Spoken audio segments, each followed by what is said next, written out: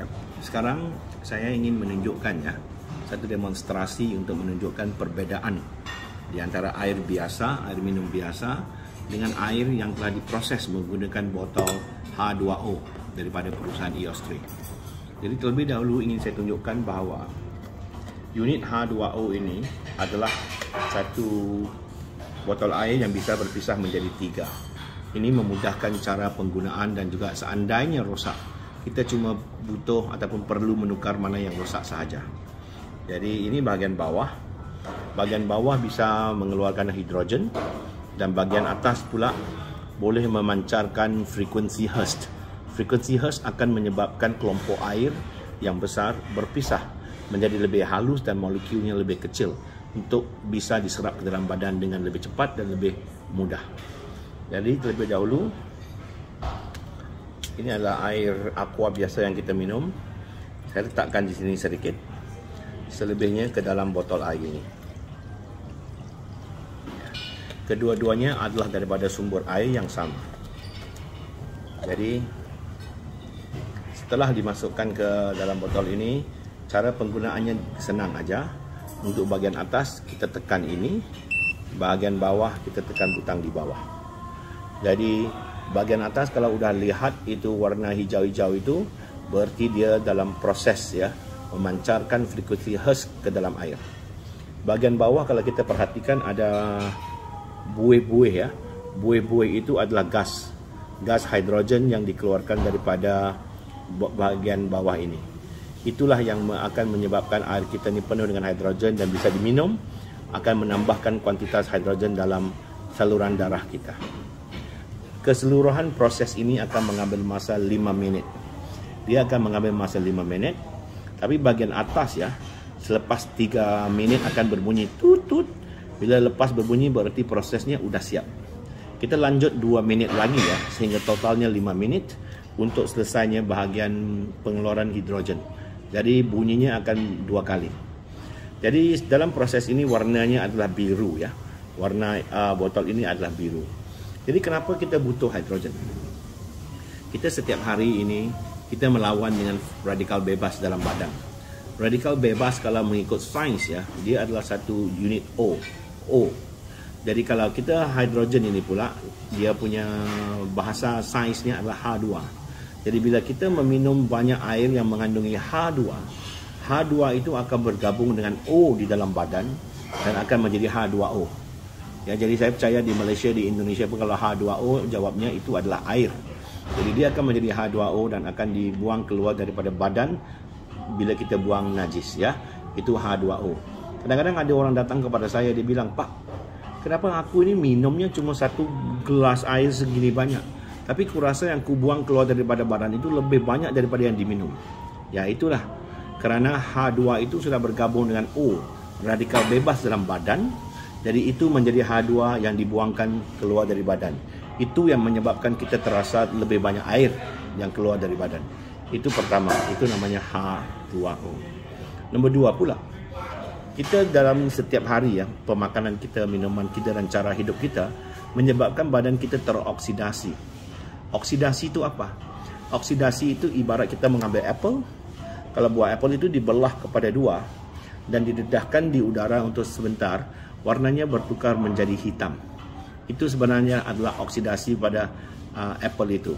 Jadi proses oksidasi juga berlaku di dalam badan. Itulah yang menyebabkan segala jenis penyakit dalam badan dan juga terutamanya penuaan. Kadang-kadang muka kita, kulit kita menjadi bertambah hitam, gelap. Itu semua adalah proses oksidasi. Jadi kalau dahulunya orang bilang kalau kita mau hidup awet muda, mau cantik, kita harus memakan ataupun memakan pemakanan yang mempunyai fungsi antioksidasi. Tadi sudah bunyi sekali ya, artinya 3 minit sudah selesai, ada 2 minit lagi. Jadi kita harus minum makanan ataupun minuman yang memang antioksidasi. Dalam bahasa Malaysia saya bilangnya antioksidan. Jadi kalau kita minum air saja bisa ada antioksidan, kenapa harus belanja wang banyak-banyak pergi beli pemakanan kesihatan? Jadi sekarang saya mau tunjukkan nanti satu demo ringkas yang mana saya nak buktikan bahawa air biasa yang kita minum aqua ini, setelah melalui proses 5 minit, kita nak lihat apakah botol ini bisa menambah hidrogen ke dalam air dan adakah dia bisa menambahkan potensi mengurangkan oksidasi dalam badan. Cara ukurannya gampang saja. Kalaulah kita bilang antioksidan, maka bacaannya nanti harus ada minus sekian. Kalau tidak ada minus, berarti air itu bukan hanya tidak membantu dalam oksidasi, malah ia memang mengoksidasi badan kita. Ini saya mau tunjukkan satu sampel ya. Ini bagi saya.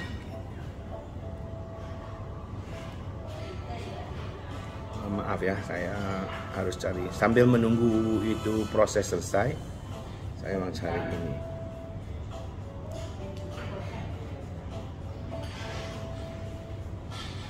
Jadi di sini kita lihat kalau yang ada minuman-minuman seperti air lemon, air jeruk, cod liver oil, ya itu semuanya negatif. ORP-nya negatif. ORP itu maksudnya oxidation reducing potential. Tapi kalau minuman kegemaran kita yang kita suka minum itu, minuman soda, itu bir, itu minuman manis-manis, semuanya positif. Ya, itu adalah yang kita mau. Mau carinya yang minus oksidasi. Oke. Sekarang proses ini sudah selesai. Coba dengar ya. Dia sepertinya ada gas ya yang keluar daripada botol ini. Jadi saya tuangkan ke sini. Oke. Ini adalah satu tes air yang mana bisa dibeli di mana aja lah. Ini adalah benda yang pihak ketiga, bila bisa dibeli di Lazada, Shopee dan sebagainya. Terlebih dahulu saya mau coba, saya gini ya, tekan on di sini. Saya harus tekan ini untuk mencari mode ppb. Nampak itu ppb? Parts per billion. ppb itu parts per billion. Ini untuk menguji hidrogen. Oke, kalau saya masukkan ke sini, berapa bacaannya? Bacaannya 0 kan? Berarti tidak ada apa-apa hidrogen di dalam. Coba kita masukkan ke sini pula. Kita masukkan ke sini.